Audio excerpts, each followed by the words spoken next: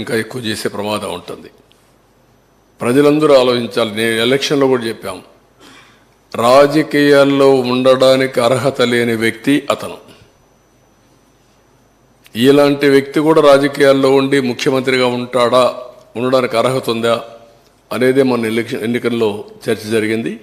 దాని ఫలితమే 11 సీట్లు ఇచ్చారు. ఎప్పుడూ రానటువంటి వర్డిక్ట్ వచ్చింది. కానీ ఆ వర్డిక్ట్ అయితేనే అయిపోలేదు.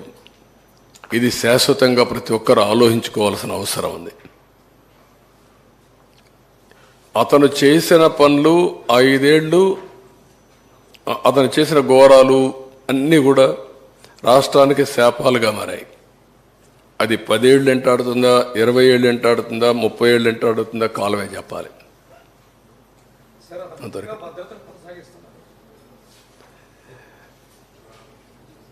ఇప్పుడు ఏమంటున్నాడు ఆయన? భద్రత ఎంతమంది ఉన్నారు? 946 మంది, 86 మంది. ఒక ముఖ్యమంత్రికి 986 మంది కావాలండి పరదాలు కట్టుకుని తిరగడానికి. అది కూడా పరదాలు. మళ్ళా నేను పోతే పరదాలు కట్టేస్తున్నారు. ఏంట్రా ఏమొచ్చింది మీకు, పిచ్చి పట్టిందంటే అలవాటు అయిపోయింది సార్ అంటున్నారు. పరదాలు ఏంటి, చెట్లు కొట్టడం ఏంటి? లేదు, ఇప్పుడు నేను చూస్తూనే ఉన్నా. ఎవ్రీడే ఆ పక్క ఈ పక్క చూసుకుంటూ ఎంత టైం ఆపుంటారు. నేను పోతూ 2 నిమిషాలు నాకు లేట్ అయినా పర్వాలేదు, ఏం కొంపలు కోల్పోవు, నేను నిలబెడతాను, వాళ్ళు పోయిన తర్వాత వెళ్తానని చెప్తున్నాను. నేను ఆ పక్క కూడా చూస్తున్నా ఎంత దూరం వచ్చాయని.